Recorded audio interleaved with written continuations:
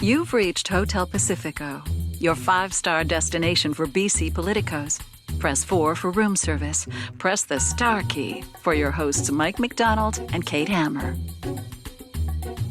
Welcome back, guests. Good to see you, Geoff and Mike. Good to see you, Kate. Howdy, howdy. Good to have us all in the lobby again. The gang's all back together. Very news-heavy period of time. Lots to discuss. Gosh. So much to discuss. Well, thanks for the prompt, because I will move us along, Geoff, and say we do have a fantastic guest today, actually, to help us tackle some of what's going on lately. Our guest today is Langley Township Mayor Eric Woodward. He is a successful entrepreneur and developer who clashed with municipal leaders before deciding to run himself, winning a seat on council in 2018 and the mayorship in 2022. He sits on the Metro Vancouver Regional District Board of Directors, and now he clashes more with provincial leaders. He's going to give us a municipal perspective on provincial housing policy and help us understand why the orange wave didn't reach the burbs in October's election. Welcome to Hotel Pacifico, Mayor Woodward. Yeah, and it's a pleasure to be here. Thank you for having me today. We're really glad to have you here. And I want to just take this opportunity because your story is kind of unique. You have a very unique career path in many ways, successful in tech. Yeah, that was a long time ago. Yeah, a long time ago now. Yeah. You're not that old. Well, the job is definitely making me feel older and older all the time. It's taxing for sure. It's grueling. I relate to that. Yeah. Well, so tell me a bit about how you come. It's like tech, and then you got into a bit of property development. But how do you come into 2018? How do you come about the idea of running for office? Yeah, well, that was an interesting narrative, as you've sort of highlighted. I was in the tech industry for a long time, and we had a number of myself and a couple of partners. We had a number of successful companies that did very well. And at some point, I got a bit too old for the tech industry. It's hard to keep up, and wanted something new. And so I came back to where I grew up, which is Langley Township. I grew up in Langley City, actually. And Fort Langley, was sort of calling me there, and I sort of became the president of the Fort Langley Business Improvement Association about 12, 13 years ago. Along with that, was doing some real estate development and investment there. And now it's within a nonprofit structure, and we have about 35% of the downtown core. And it's been quite a road there. It's been challenging to get things done within the township at that time. And myself and a few others decided, I think it's time to try to make things better at the Township of Langley. And that started in around the 2017 and then in the 2018 election campaign. A number of the issues that I ran on in 2018 were still there in 2022. And that evolved into running for mayor with a slate, an electoral organization, and we were successful. Of the 10 candidates we ran in the 2022 election on a really ambitious platform, 9 were successful in being elected. You're like the ABC of Langley. Yeah, we ran a school board group. We didn't get a majority there. And then we had one council candidate who finished 9th and didn't quite make it. Really unfortunate. He was a great candidate, would have done very well. But we have a governing majority on local township council, and with that, we've been able to get a lot done. You seem like a pretty independent guy. You did have a dalliance with provincial politics at one point. How do you describe your kind of politics these days? I would describe it as not really fitting into any one party. I'm not a member of any provincial or federal party at the moment, and it's been an evolution where I realized when I got elected as a councillor, I might have been a bit more centrist and varied in some of when I was forced to start voting on stuff, and believe very strongly in inclusivity and some of the more progressive social policies, but still lean very heavily towards getting things built, but not doing it with property taxes, trying to really help businesses succeed, help homeowners pay lower costs, and help get things built. And we've had a number of challenges here in the township over the years with all of the growth, and not really a very good plan for the community to go along with that growth. Well, one of the people you defeated, I think it should be noted, was Rich Coleman, who was going to use the Admiralty, I guess, as a place to continue community service after retirement from provincial politics. But Mhm. your campaign really focused a lot on, as you say, getting things done, catching up on infrastructure, helping housing affordability. All of those Mhm. points are in Ravi Kalan's lexicon too. And so how do you differ from him, who you've clashed with on a few points, on how to get those tasks accomplished? Yeah, well, to touch on the 2022 campaign, it was Rich Coleman also ran an electoral organization for 8 seats on council. And yeah, his campaign was not successful. And I think it was a little out of touch with where Langley was at that time and what it was looking for. And we ran on a pretty progressive plan, I think, to get a lot done very quickly. And his campaign was more of a status quo campaign. Ravi Kahlon, I think, a lot of us would agree with I include myself in that, what they're trying to accomplish, what the government's looking to achieve. Everybody wants to see housing prices and affordability come down, to have more people be able to own a home or be able to make ends meet without having to have, a huge portion of their income go to housing. I think, however, the way this has been done the last couple of years has really set the government against cities as opposed to working with cities. And I think I echo a lot of the sentiment that my fellow Metro Vancouver mayors would express. A lot of concern with how things are being done, not necessarily some of the specifics of what they're trying to do. Isn't the default though, from the housing advocates, whether it's from coming from the province or from the developers, that the municipalities have been laggards, that they've put up barriers to creating more housing supply, et cetera, et cetera. Like, well, how do you respond to that when people hear mayors complaining about what the province is doing? What is your Yeah. best retort to that? Well, my retort is that's not what's occurring in the township, and it's certainly not what's occurring in the city of Surrey. That may be the case in some municipalities that people are focused on, and in some of their policies that they have. But myself, or for sure here in the township, we've been pretty rapid with a housing acceleration reform program of all kinds of reforms that have added up to significant reduction in permit times. And so for a municipality like mine, growing at the rate that it is, approving housing at the rate that it is, to be lumped in with some others where they claim it takes 5 or 7 years to get an approval is quite frustrating because these policies are being put on all cities as if all cities are the problem. And from my experience, the problems are really in a smaller number of cities. Most mayors and councillors that I talk to want to see housing get built. They want to see the right housing, right communities get formed. And it's really not, my perception is it's really not the rhetoric that you hear from some of the provincial politicians. So can we get specific there? Like, we Yeah, know there's a great opportunity because we've yeah. got a new cabinet, new minister of housing and municipal affairs. Like, what's your advice there? And if you're saying, we're aligned on the intent, what's the changes they need to make to, some of the different pieces of legislation they introduced last parliament that you'd like to see now?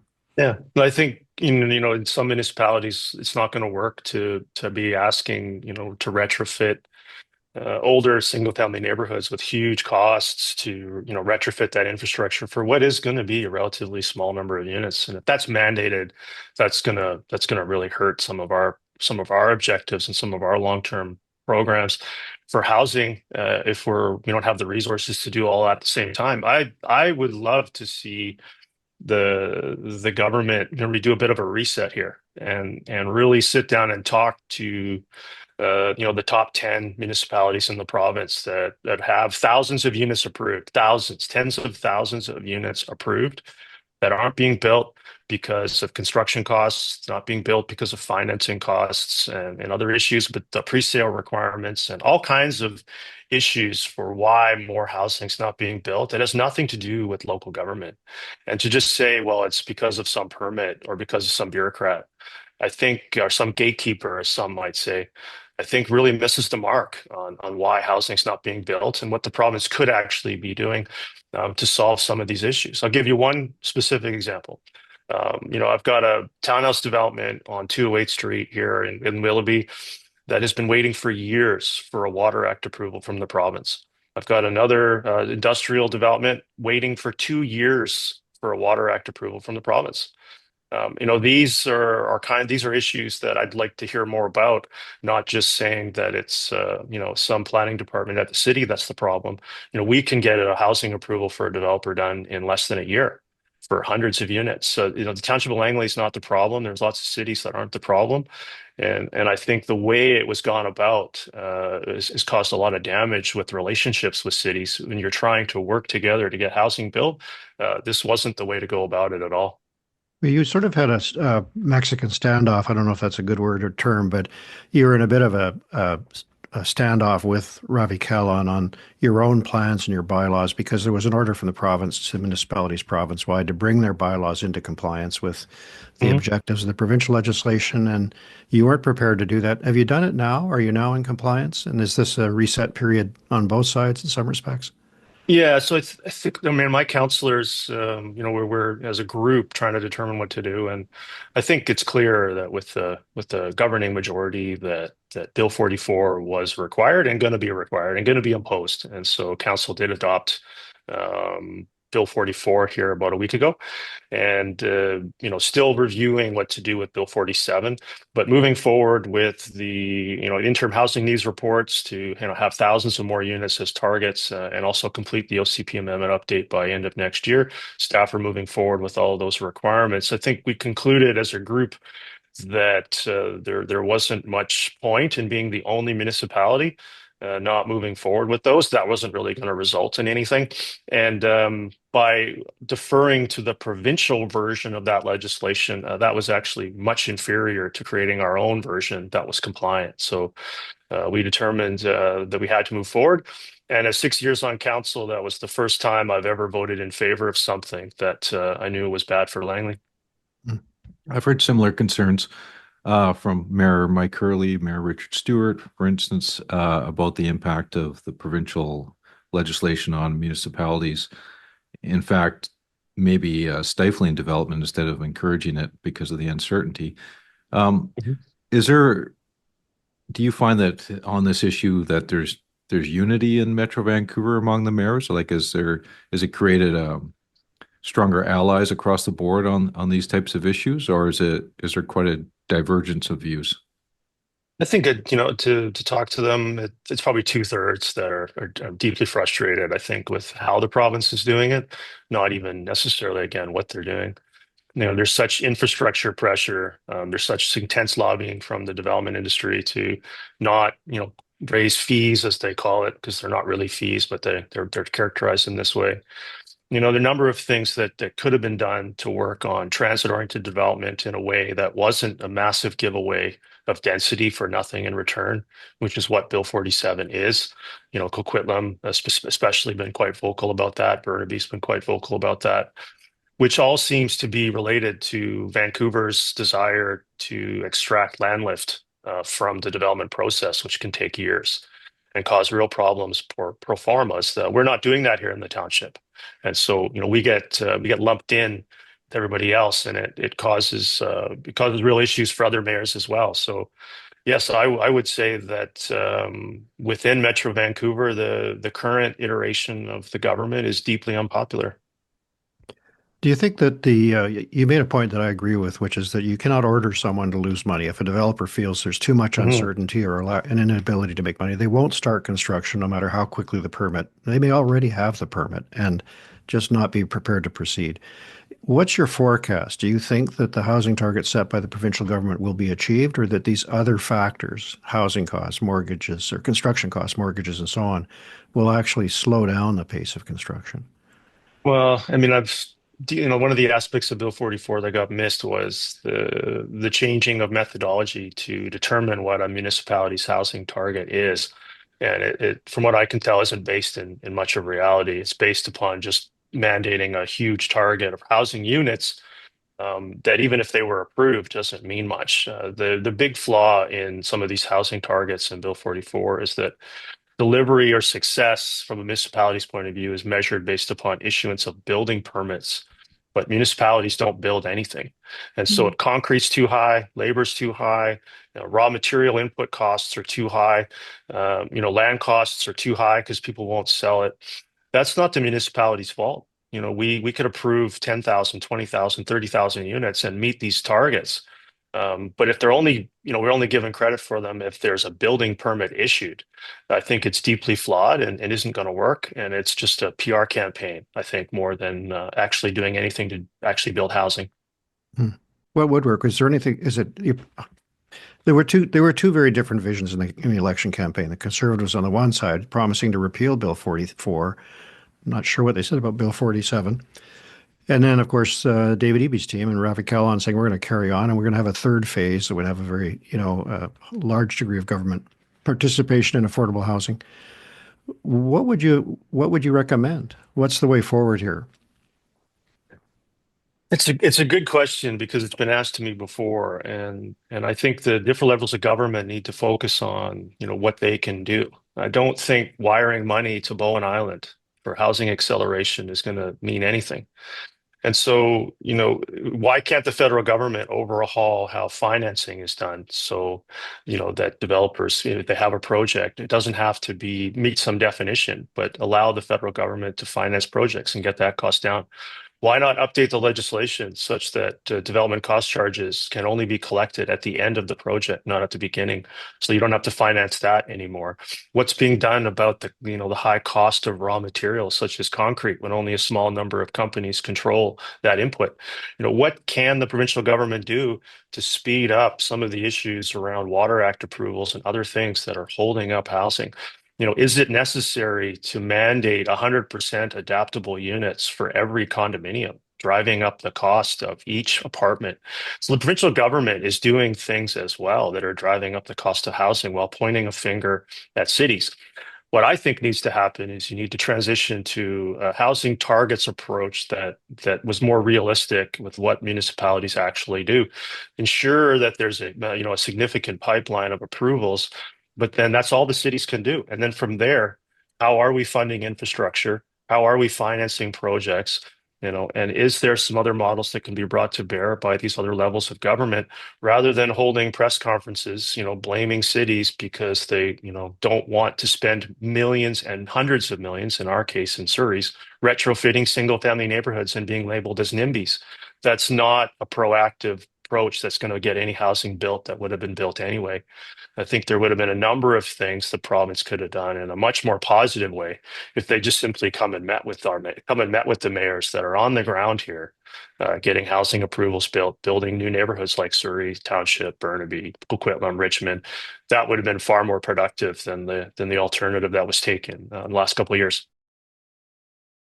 Yes, I've got an update for you as TELUS has just released their 6th annual Indigenous Reconciliation and Connectivity Report. You'll recall that TELUS is the first tech company in Canada to publicly launch an Indigenous Reconciliation Action Plan. The plan is led and shaped by an Indigenous Advisory Council that has expanded to 10 members, with all of the original 4 members signing on for another 2-year term.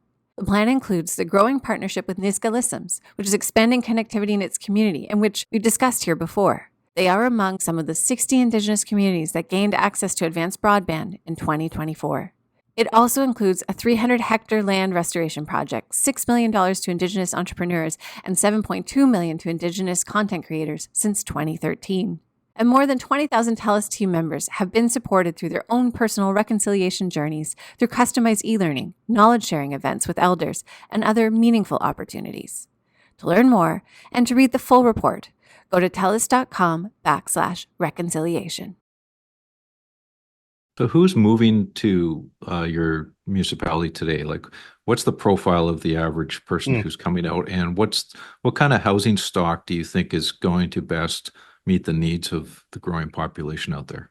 Well, township's unique. We've got thousands of acres of undeveloped urban land. I think about 2,500, and most of that is townhouses, row homes, and apartments. Only about 3 to 4% is single family. So we're able to deliver that kind of housing that the minister's looking for in Burnaby and Vancouver without having to retrofit other areas. So you're not And looking for tower. You're not looking for towers. no, You're well, we looking have more some low of rise. those under construction, but most of our construction is low-rise apartment, row home, and Yeah. townhome. And the profile is people moving out from Burnaby, Richmond, and other areas, out from Surrey, to live in Langley, maybe, get into the housing market for the first time versus renting in Vancouver. And we also see a significant portion of new Canadians also finding their way to the township of Langley. So I'm going to guess a lot of the voters out there are possibly house, like possibly in, they've moved out there to buy a home. There's some proportion of that. Was housing sort of what they were voting on, or were there other topics that were top Yeah. of mind and driving their vote? I think it was lots of little issues that resulted in what happened here south of the Fraser. I think it's pretty clear that the government almost lost everything based upon having 9 of 11 seats in Surrey and Langley, and then ending up with 4 of 13. And I think what we heard on the ground here was deep frustration with crime, schools, housing mandates, infrastructure, all kinds of little issues, I think, that added up to, not little on their own, but, not by themselves, some big issue. It was a bunch of issues that added up to, I think, deep frustration. And here in the township, heard a lot about housing mandates, mandating this and mandating that. While we are already growing so quickly and have so many infrastructure challenges already, felt that the government was tone deaf to that and was requiring even more without allowing us an ability to do it our own way and meet targets and produce lots of housing, but do it in a way that made sense for us as opposed to mandating it from Victoria. That no doubt was a big issue here. Why are we getting housing mandates with such a significant issues with the school capacity? We're at least 4 to 5 elementary schools behind here. Why does it take 5 years to build an elementary school if we can build a massive rec center in less than 2 years? And so there's a lot of frustration, I think, with the growth rates that we're all seeing, but without the true partnership that I think we want to see around education, healthcare, drug use in our parks, and all kinds of issues like that I think added up to the NDP losing their seats here. Can we flip that then, like just talking about the frustration with the NDP government? Was there Mhm. anything you heard the Conservatives offering that you think was really resonating in Langley Township? Not particularly. No, I think the Conservatives ran, I think, a pretty good campaign around, offering to listen more and maybe amend Bill 44, looking at funding transit. They were committing to some of the same things that the capital program, the NDP were. So I didn't sense that there was, some big groundswell, or some amazing campaign. I think it was, I heard actually a lot of frustration with only having two options. The paper straw vote, the anti-paper straw vote, what isn't strong out there? Yeah. Is just more about Langley. SkyTrain is coming out to Langley City. Is it coming to your border? Like, what's your interface with the SkyTrain Yeah, expansion? we have some, good sound bites around that. It's coming to Willowbrook and then terminating in Langley City Center. But it's the Willowbrook SkyTrain station is being located at the intersection of the City of Surrey, City of Langley, and Township of Langley borders. So Okay. we like to joke that we're getting one quarter of one SkyTrain station. And then do you have to master plan that area for density then? We do indeed. So the township has an agreement with TransLink to update the Willowbrook community plan here within the next couple of years to increase the densities and the projections of growth around that infrastructure within that 10 to 15 year build out timeframe. Yeah. Right. Well, I have to ask because it keeps coming up, and Mhm. why not just one Langley instead of a township and a city? Well, Same a question in lot of North us Van, asked right? that question. Yeah. Um, I think it's pretty clear that maybe there are too many municipalities in Metro Vancouver compared to some other urban areas in Canada. do we really need 21 municipalities for the geographic area that we have? And I asked that question. I grew up in Langley City. I've asked myself that question many times.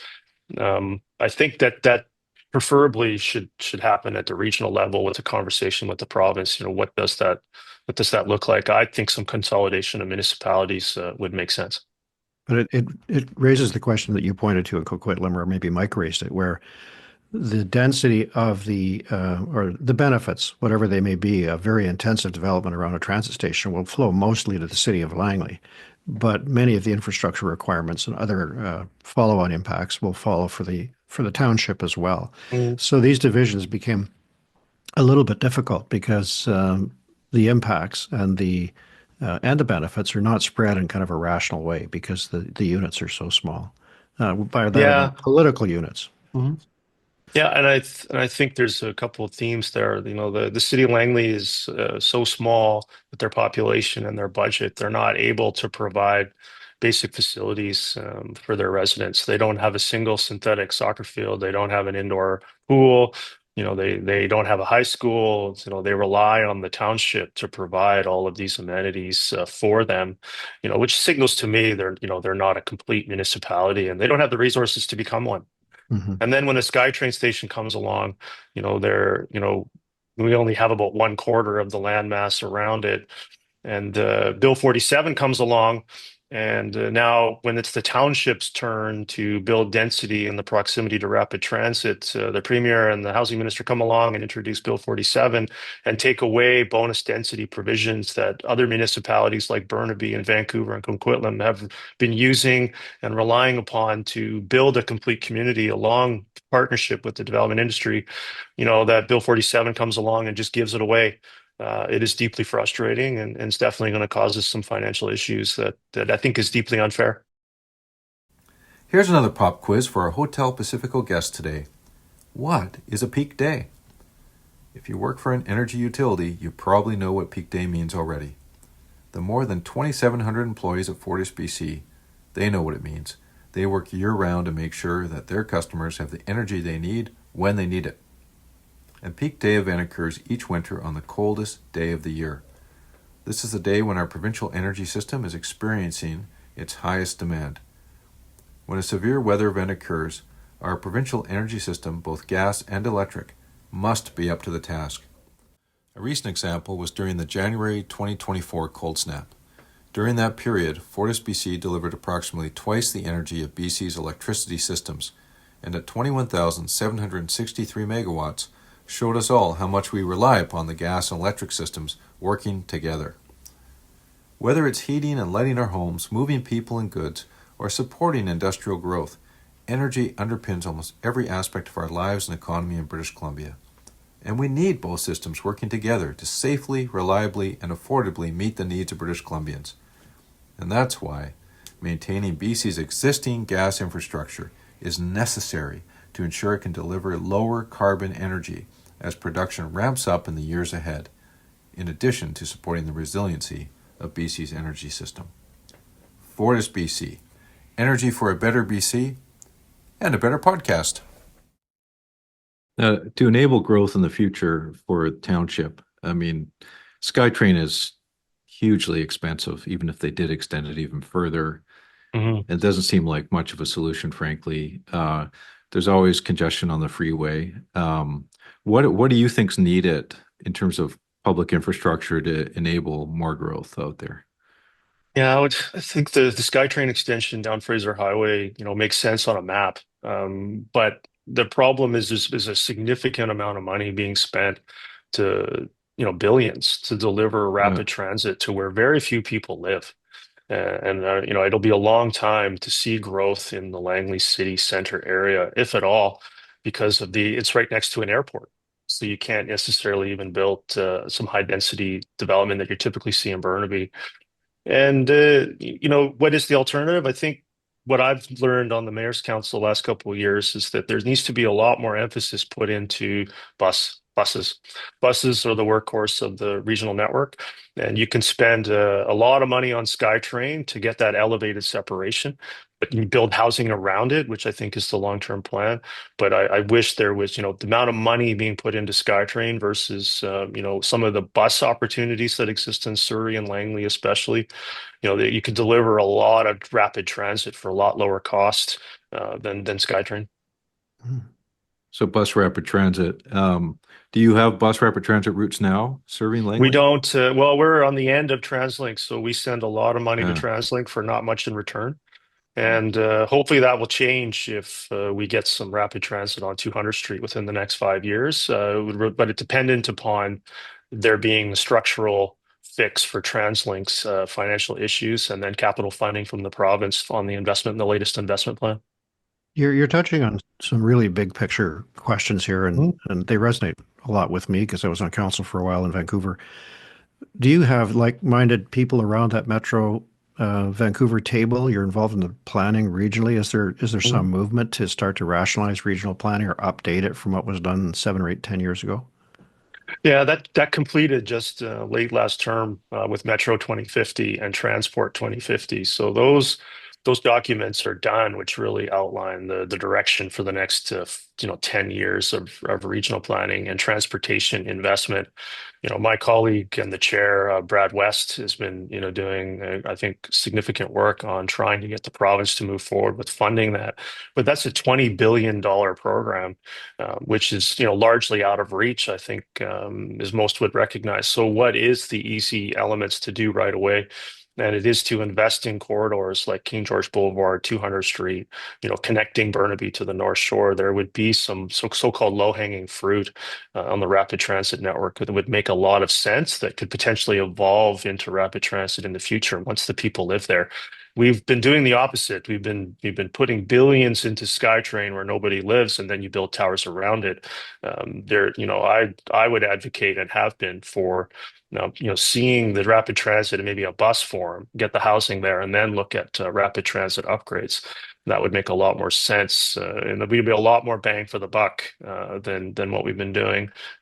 Investing again billions of dollars, extending it to Langley City Centre, where there's only a casino and a parkade. I think that it would have been a lot more could have been achieved for those billions in terms of helping people get around that need transit. Everyday working people that need transit. I think south of the Fraser, a couple of billion could have been put to something else. In the interest of, sorry, go ahead, Kate. No, I was just going to say, just quickly, in the absence of amalgamation, Metro Van the Metro Van board becomes sort of this really important coordinating piece. And it's fascinating to me how decisions get made there, right? The weighting of votes and sort of, it's interesting, right? Like, can you talk a little bit, just maybe quickly, like, what do you see as some of the advantages of the structure and maybe some of the bigger challenges for that structure as a decision-making body? Yeah, regional governance, I think, needs to be reformed. I think a board of 41 plus, Club 41, I guess, as it's called on occasion. It's too big. It's unwieldy. And I think I've seen that. It can be hard to push reform and make change with 40 people. I wish it was something more along the lines of the mayor's council potentially, where there was just a smaller number of people, and you could agree on a reform agenda, maybe make some change and achieve some changes. Watching the North Shore wastewater treatment issue, what's coming up with Iona, a number of challenges that Metro Vancouver is having with its perception and its reputation. I think has almost been impossible to fix with a 40-person board. Most of whom, I think, I'm guessing, I think a third to a half are regional councillors. Maybe don't have the full-time attention that regional government deserves, whereas mayors are at it all day, every day. Well, I mean, Anmore, Belcarra, Lions Bay, Bowen Island, it's I'm sure they're lovely communities and everyone's very excited about being on the board, but it does seem to be not well suited to today's modern challenges to have, towns of 2,000 people having a seat on the table. I think Metro view. Vancouver should, I've said this as well, should focus on water and sewer infrastructure, and it should be focusing on just getting these costs down however they can do it. And what I've seen is a desire to have these budgets approved and advance the projects without a ton of scrutiny. And it's something that would never occur at a local municipality. Here we would never get away with quadrupling the size of a budget of a project. We'd be voted out, or we'd have a more effective opposition that would force maybe some solutions. That culture doesn't exist at the Metro Vancouver board. It's there isn't really an opposition per se. There isn't a group that's, say, pushing for this or that agenda like we see with our democracy at the provincial or local levels. And I think that that's missing at Metro. I don't think there's really anybody holding Metro Vancouver accountable. Well, in a bygone era, the city of Vancouver, I think, played a bigger role in the region and sought partnerships outside of the city of Vancouver. I don't perceive that's been the case for a while. And I sense more of a divergence than there's ever been between, for instance, Vancouver and Surrey. And, I can, with a lot of the growth taking place out in the valley, are you going to interject there, Geoff? Well, just to remember that Kennedy Stewart made a memorable deal on election night with Doug McCallum, which produced SkyTrain to UBC and the police changes. So it can cut both ways. But I think the point's generally valid. Good point. Generally valid. Well, I mean, with Surrey growing and challenging Vancouver in terms of size of population and increasingly economic muscle, perhaps. It seems like there's two Lower Mainlands or two Metro Vancouvers almost. The Fraser River drawing a line in between. Well, what's your view on that? Do you have a different take on that? No, I think it's happening. It's happening right before our eyes. As Surrey, especially, on its way to 1 million people, going to be at par with Vancouver, within a certain period of time, depending on which projections you believe. I think Surrey is going to expect to surpass Vancouver sooner than is projected.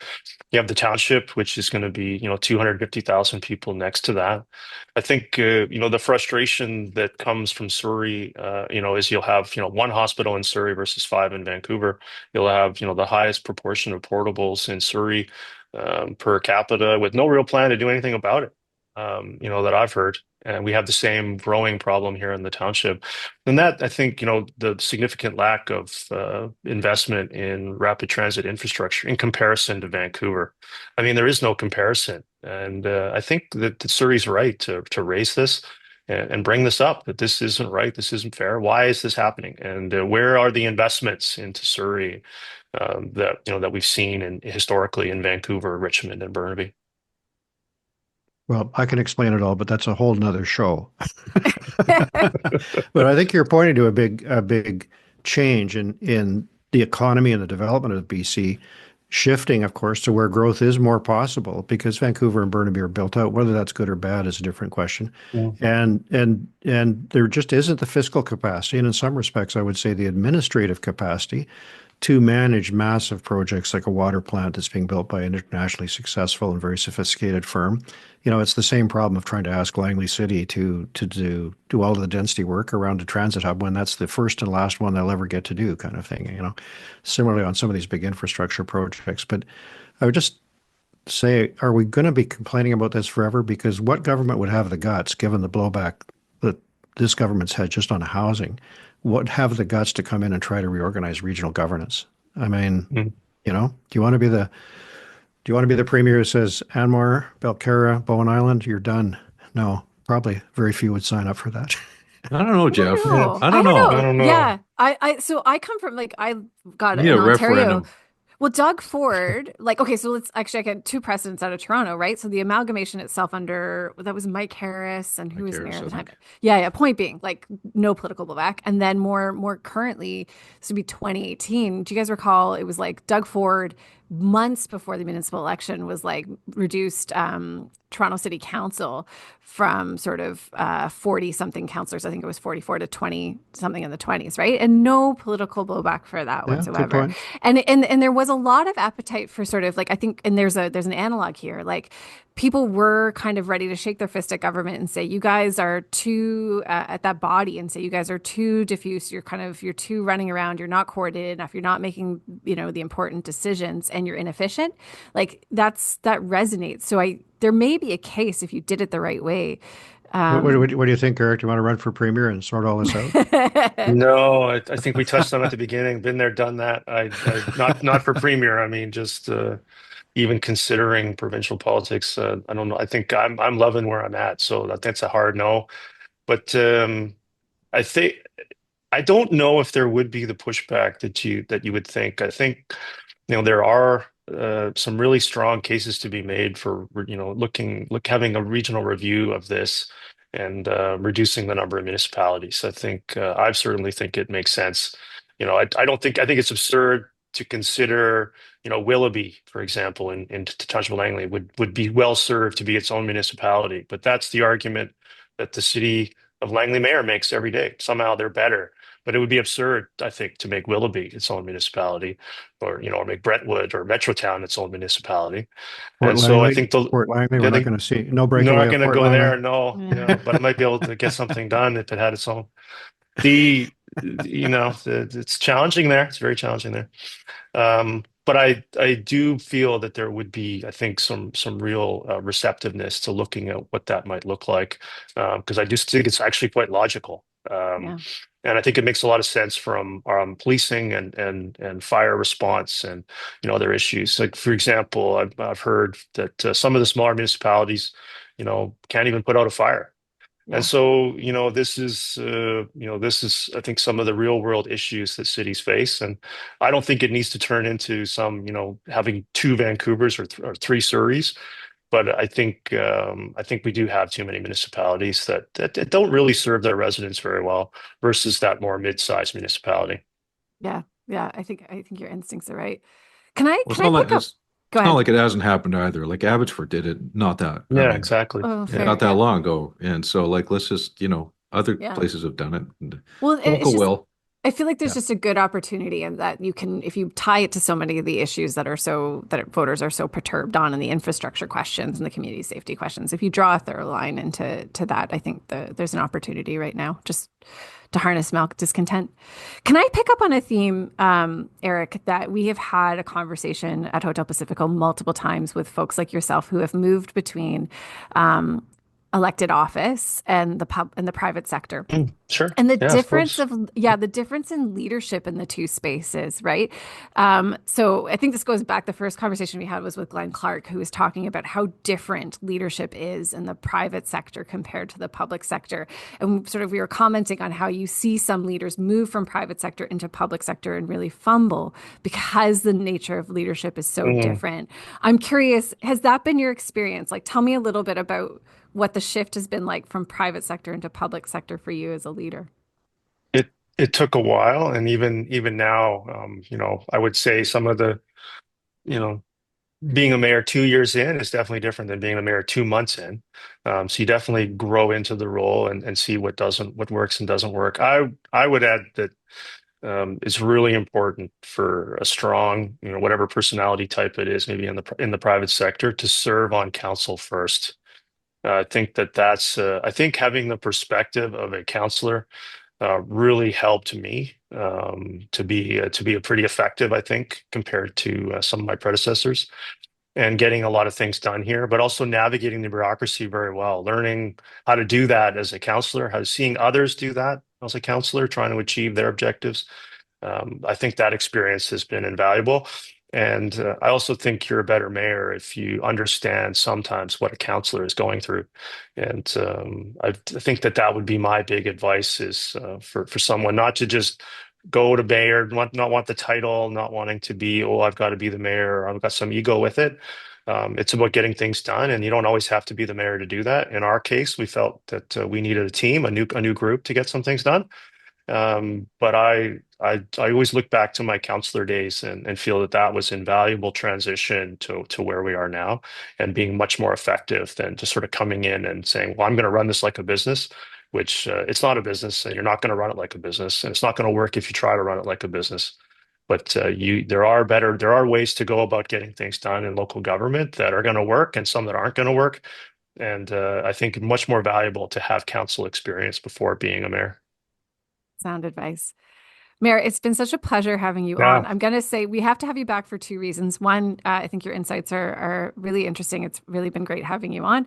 But two, some of these topics we covered, I'm hopeful we're going to have an excuse to bring you back, and some of this is going to be on the agenda for the new government. So Yeah, let's have you back soon. I really Yeah. appreciate that and appreciate all your insights. I'm a big fan of the podcast, so it's a thrill to be here. And I really am hopeful that even if there has been a standoff in the past, as it was labeled here a little ago, it's really not personal. It's about policy, and I think it's really would be good to move forward in a new way with the government. And I have concerns that when cities in the province are not working together in a more constructive, positive way, it starts to hurt residents, starts to hurt the people we're here to serve. And I think we can disagree on policy, but hopefully find a better way forward together on housing and infrastructure and other important issues than maybe we saw here in the last couple of years. Here, here. Thanks a lot. Great. Thank you. Thank you. I'm Hamas, and this is Simon, and we live in Surrey. We started hosting on Airbnb because we thought we had the spare room, and why not share it with people? When our guests come in, first thing usually they ask is, I'm really hungry, it's been a really long flight, can you recommend a place? Usually Simon is really good with that. He knows all the good spaces. Because we got a lot of good reviews and people commented on the overall look of the space, I was like, okay, maybe I can do this for a living. It actually gave me the courage to start school in interior design. It made such an impact on us financially, and I don't know, I think we're happier because we started Airbnb for sure. Learn more at airbnb.com/host. Hello. You've reached the Hotel Pacifico Strategy Suite. All right, back in the strategy suite, just the three of us. Good to be here. Yeah, Hey. with these tariffs, are we going to get any more visitors from south of the border? I don't know. Well, there's going to be a pretty big meeting Wednesday, tomorrow, with all of the premiers bringing to Prime Minister Trudeau bringing them together for an emergency meeting after Donald Trump said he's going to put a 25% tariff on all goods out of Mexico and Canada unless we crack down. It's on immigrants and drugs pouring through their border. That right? Yeah. And the tack for Canada is to say, hold on, we're not Mexico, I guess. Does this mean Yeah. we're going to lose 25% of our listeners in the United States? Oh, yeah. Yeah. I don't know what that tax looks like, but it's not immaterial. I mean, let's put it in perspective, because the BC, I was looking this up, right, when I was reading about this, like obviously north of 50% of our exports go to the US, 16.9 billion. It's what are the industries? It was coal briquettes, gas, copper. Well, forestry famously. Forestry. Yeah. Softwood lumber. Yeah. I mean, Yeah. John Horgan's pledge, day one, he would make a trip to Washington to fight on softwood lumber, which he did. But that fight had been going on for years and years and years and continues today. And the tariffs are applied company by company, if I recall. Yeah, Some pay more than others, but it's a key reason why our forest industry is in the deplorable shape that it's in, because it's been easier for major companies, Canfor for one, to invest south of the border to hedge against this dispute. In West Fraser, yeah. Yeah. So if I was in a tech company, for example, and I saw the news today, I might think, okay, well, good luck, Prime Minister Trudeau and Premier Eby. But you know what? I think I might make sure I'm invested on the other side of the line, just in case this thing doesn't sort itself out in a good way. Yeah, we've got some key manufacturers and like Abbotsford area on aviation, and that they're not insignificant either. It doesn't sound like natural gas exports would be impacted, though. From what I've seen so far, it looks like Trump's been pretty bullish on a continental energy strategy. He's talked about Keystone coming back. So, I wonder about electricity back and forth as well. That's a key one for BC Hydro, both exporting and importing. So a lot of potential impacts here. Well, and I think the other problem that we face, maybe less than some other jurisdictions, but things will get thrown overboard, like supply management, for example. For a dairy farmer in Ontario, you might think, okay, for all of Canada to get a deal, somebody's got to give here, and it might turn out to be me. So I think there could be some regional impacts, and when this was done before, all of Canada effort around softwood lumber and so on, it's a monumental effort just on one commodity, never mind everything. And then you have a group of premiers who, many of them are facing the polls quite soon, or just have, and the prime minister himself in quite a weak spot politically here. Yeah. So tough Yeah. process. Well, yeah, Look out, Canada. you wonder about milk and marketing boards, and whether the vulnerability they'll be under. So that's there's a lot of Trump's emboldened. He's raised concerns over fentanyl imports, which might be pointing the finger at Canada on that, because Geoff, you've written about it and talked about it in terms of that bust that happened in Vernon area not that long ago. And Canada may have to pull its socks up in a few areas to deal with American concerns. So the Premier was at the BC Federation of Labor convention this morning giving a speech. And so this became, from my sources telling me, became what he talked about quite a bit. And he pointed to the absence of port police, which has been a perennial bugbear here for lots of people working around the port. Is there going to be a new port police force started? Who knows? There'll be many, many repercussions from this. Yeah, and many negative ones. Have we heard from John Rustad on this yet? And the Conservatives? Well, as a matter of fact, I just ran into him on a crosswalk. Of course you did. In downtown Vancouver. You have the most uncanny ability to bump into people downtown. He was walking across the street, and I was walking the other way, and I thought, well, I think I'll just turn around, go back in the other direction, and talk to Mr. Rustad. He was feeling rather chipper, I might say, about how things are going with his 44-member caucus.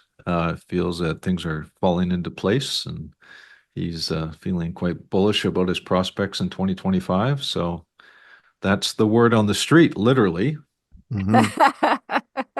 Well, that's he and great. He and Bruce Bamman used to get a room at the legislative dining room. Now they need the whole dining room. So well, right. I mean, it must have been a moment for him to sort of work through and do all those critic appointments, and just kind of, instead of a band of two, handling everything, they've now got a full roster.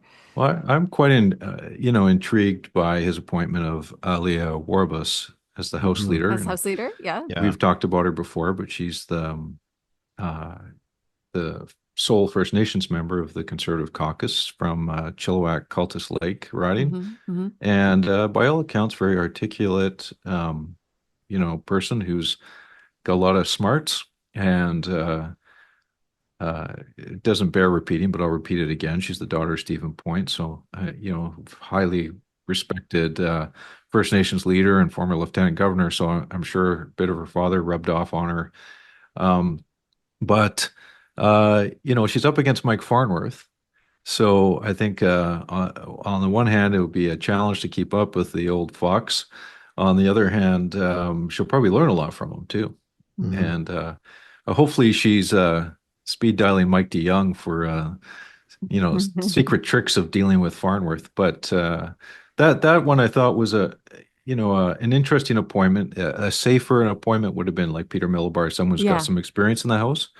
But I think it's a bit of a signal that Rustad may be prepared to go outside the box on a few occasions here. There's an interesting debate or Twitter storm emerged around Eleanor Sturko, who was appointed critic for Solicitor General, very prominent, of course, frontbencher from Surrey, joined the Conservatives before BC United had collapsed. But she criticized, she agreed with the resignation of a member of the Vancouver Police Board who'd made some comments on social media that were considered critical or inconsistent. I don't have them at my fingertips. But anyway, she resigned. Sturko said that was a good thing. A number of others have chimed in from the Conservative world, including Aisha Esty, president of the party, to say no, she should not have resigned. And so we're seeing a very different standard applied to sort of inter-caucus discipline and debate, where the president of the party, the Solicitor General critic, and various others have different views about who should be canceled, who not. And they're basically telling those who are commenting on it, including Chaz Johal of CKNW, that that's the way they roll. So it'll be interesting to see how that plays out. Yeah, I mean, and I think Eleanor Sturko in that appointment makes sense. Like, I don't know how many law enforcement members do they have? I mean, Well, you'd be surprised. They actually have a lot of ex-military. are people who Okay. served in Yeah. reserves.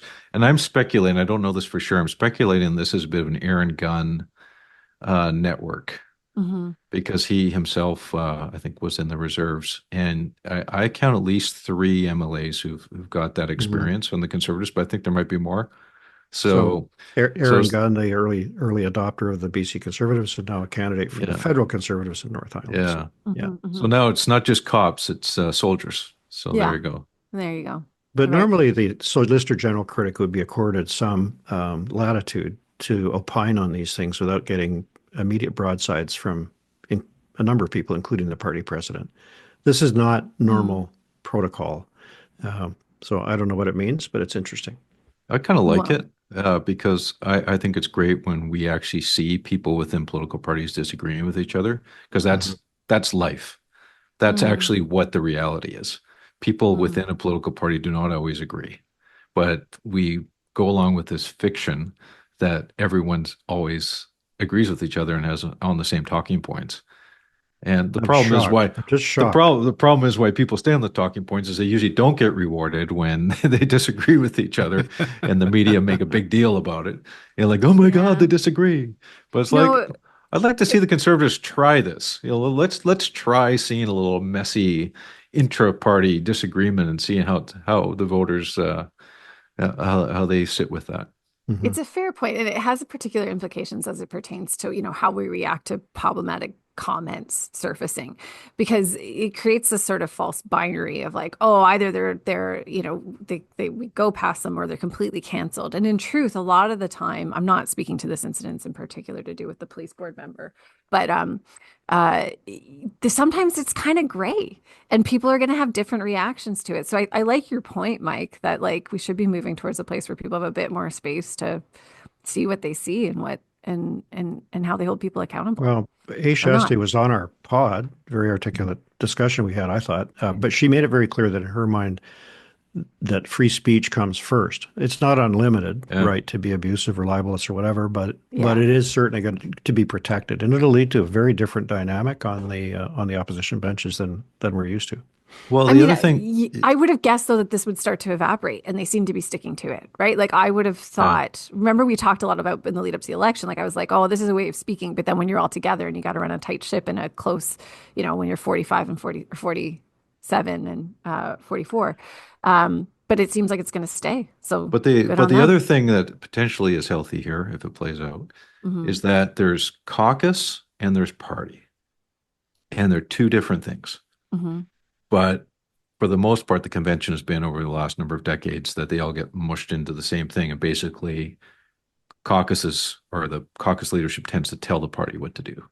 But if Aisha Esty and the Conservative Party are going to speak out in the interest of the members of the party as a check against caucus groupthink and what could emerge out of the caucus, that's an interesting tension as well. And I think that's good for the system too, because parties need to breathe.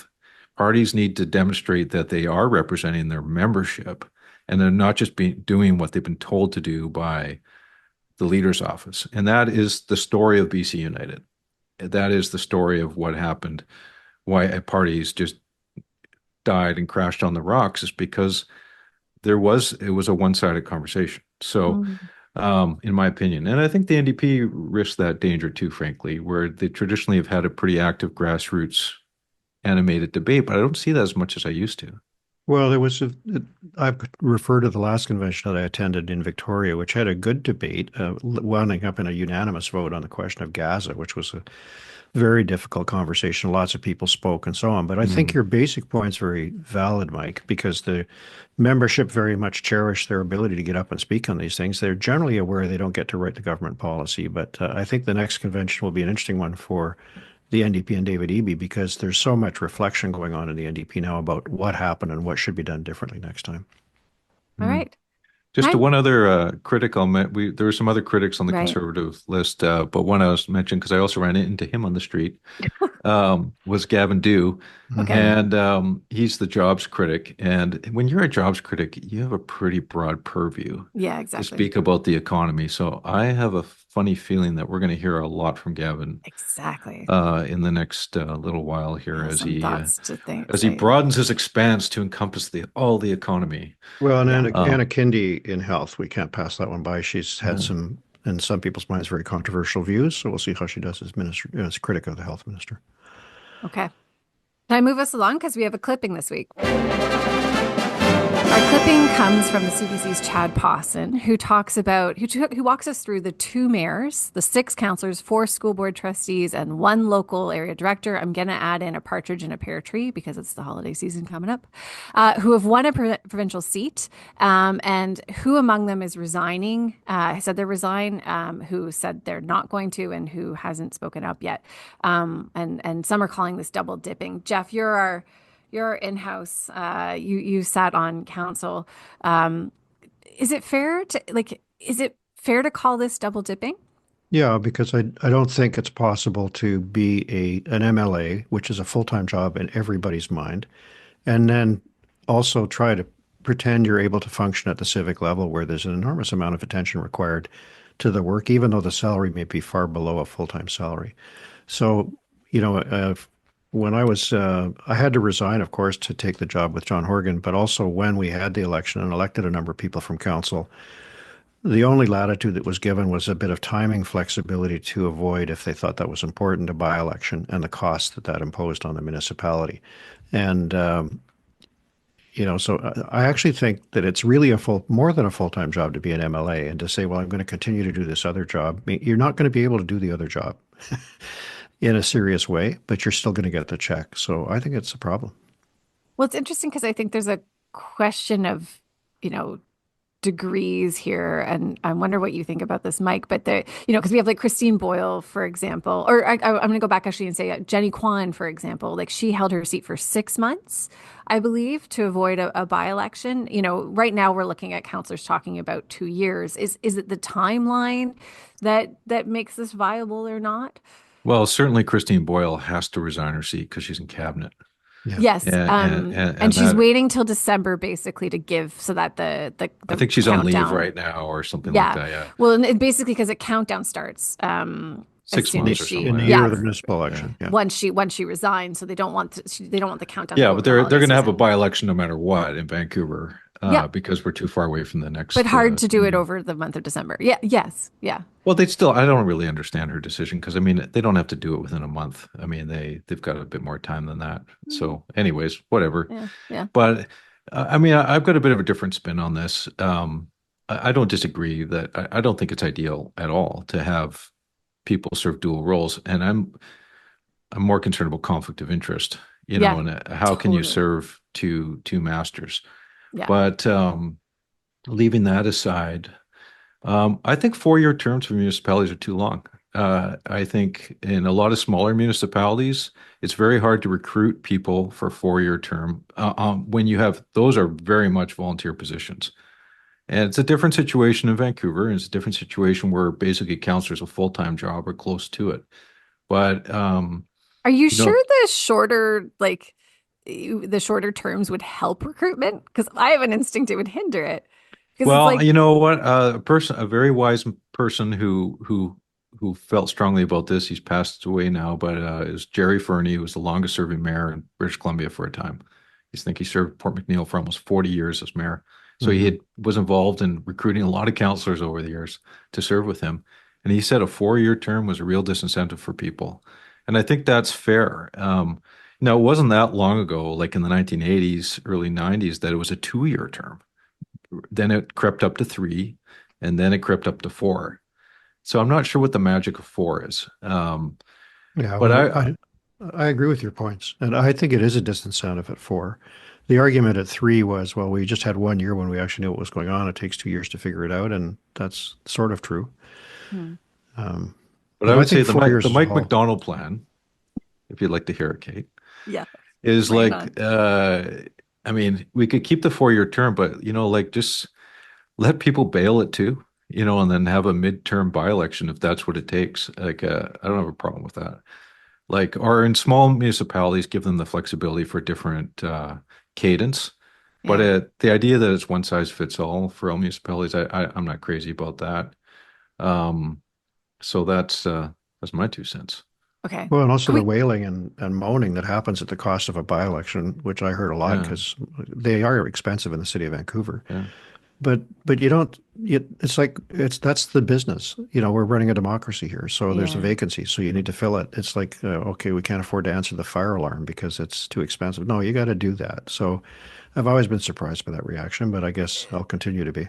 It's And an while we're interesting on the one. topic, It's like, should I not vote for my local counselor as MLA because of the cost inefficiencies of it? Like, it's sort of a weird priority to put in Hmm. it, Hmm. well, right? there was a case a few years ago, this extreme case where Dan Ashton was the mayor of Penticton and got elected as MLA, and he paid for the by-election. So I'm not recommending that, Yeah. but like that was like Dan had got like the top award from the Canadian Taxpayers Federation, so he's very careful with the taxpayer dollars. But now in Penticton, you could afford to pay for the by-election. That's a But weird thing. A private person paying for a by-election? Like, well, Do anything to stop being the mayor of Penticton. That's how it's. But while we're on the topic of election terms, Mhm. and just switching to the provincial for a second, like this happened because of Geoff, because you guys called an early election in 2020. But we now have the BC elections Jeff, fixed it's election your calendar. fault. We now have it perfectly aligned with the US electoral cycle, which I think is Mhm. bad. Agreed. And I would suggest that we should get off of that. No, McDonald demands totally snap agree. election. It's like, well, yeah, Yeah. I'm okay with Premier Eby calls an election 3 years early and we get off the cycle. But I would not like to see it in what is the next one, 2028, to Yeah. coinciding with another US electoral cycle. Can we it's politics overload. There's Can too much. we? Yeah. There's too much to talk about on the podcast if we have all these elections at the same time. Do it for the podcast, Mhm. for the cadence of our discussions, please. Yes. You just want to go daily again, Mike. I don't know if I Let's can go sign up for that. daily. We're gonna go daily, It's not that, but yeah. 7 days a week. 7 days a week. Well, it's interesting. I mean, I think isn't there, like, I'm trying to think of like the two parties and their vantage points and whether there might be difference between the BC Conservatives and the BC NDP about how they feel about being aligned to that cycle.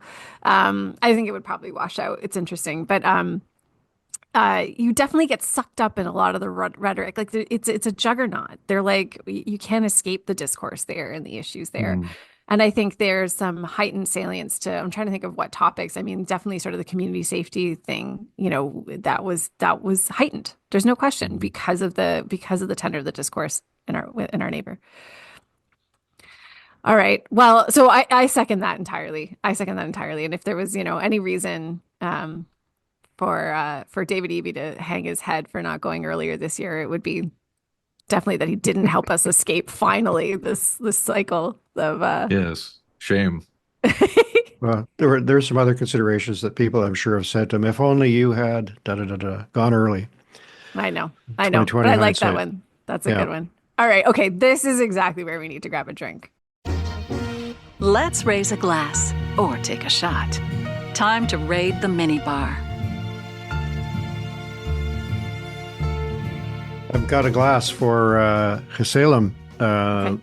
who's the elected leader of the Squamish First Nation, who has thrown the entire discussion about the Vancouver Park Board into turmoil. And I'm not going to bore our listeners with the story of the Vancouver Park Board, except to remind them that Ken Sim said he was going to keep the park board. Then he said he was going to get rid of it. Premier Eby said, I'll help you. We'll do the changes in legislation as quickly as possible, but you need to talk to First Nations. They appeared to get the consent of First Nations right away. And then this week, and then John Rostad, not to be missed, said there should be a referendum on this. You can't get rid of an elected body without a referendum. That was all before the election. During the election, David Eby adjusted his tone a bit and said, you know what, I can't see this being a priority before the next municipal election, which was hinting that maybe he was thinking about a referendum himself, right? But now the mayor's come out and said, I expect the premier to make legislative changes immediately in the spring session to wind up the park board, change the Vancouver Charter. And Hesalem, who was at the press conference and seemed to be sympathetic to the idea of winding up the park board, then put out a series of tweets saying, we weren't consulted. the very first box has not been ticked. And not only do we want to see all the amendments to the charter that would relate to the park board, we want the entire charter amended to become aligned with DREPA. So this has now turned into a really sticky issue because when the premier promised to move quickly, he had a big majority. He no longer has that. He has Rustad demanding a referendum. It may not be possible to get this thing through the legislature in a sensible time frame. So it'll be very interesting to see what happens next.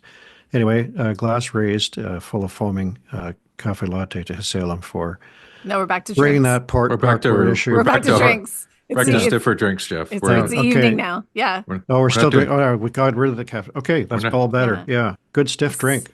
Okay. Toast to him. The election's over. The election's over, Geoff. A nice all of the oaky excitement. whiskey. Yeah. Okay. You're talking about snap election. You threw me back there. Okay. Anyway, that's my toast, and Flashback. nobody has to listen to the I know. park board stuff because I'm doing it for you. So Little trauma PTSD. Sorry. We took him back to the espresso bar. Go ahead, Mike. I think you put me to sleep with all that park board talk. So that's reconciliation talk. I'm going to take a shot here, and I'm trying to get the sound effects straight here. Oh Lord. This is about the federal GST rebate. Ka-ching. What? Oh, okay. Big thumbs down. Okay. A raspberry. Because I don't like it when governments give checks. I don't like Doug Fort's doing it. David Eby's done it. Did Christie do it? I can't remember. Justin Trudeau's now giving a holiday GST rebate. And hey, look, it might be popular. Probably is. I'm sure people are talking about it. But it's like, folks, it's our money, right? It's our money. They're giving back our money. And it's actually borrowed, by the way, too. So, like, I don't want to sound like one of these, like, precious economists who, this is bad economic policy. It's just That bad. ship has sailed. It's just bad. It's not just bad policy. It's actually just bad for people because it's undermining the overall competitiveness of the economy by having these crazy rules all over the place. And it's like, let's just have lower taxes, period, and get to a place where we've got strong economic growth and efficient government spending, and not have all these like, oh my God, there's an affordability crisis, we got to do a rebate. It's like, this is baloney. So anyways, not a big fan. Are we in a new era of rebates? We seem like it seems like it, right? Yeah. Because we're all like, affordability. And like, I get it. Affordability, it's the number one issue. I do. But I mean, was it 1-2 punch? The politics might be good here, maybe in the short run, but it ain't going to be good in the long run. It's getting tired. Tell you that much. Yeah. Take it from old Mike here, who's seen a lot of rebates in this time. I don't know. So, I'm calling it. The next time the rebate discussion comes up, we're going to do are we in a new era of rebates? Because I think you have to wait till December 15th to your Christmas shopping now, too. And then do you wait till December 15th? Well, it could work out perfectly for me because I usually maybe we could do 24.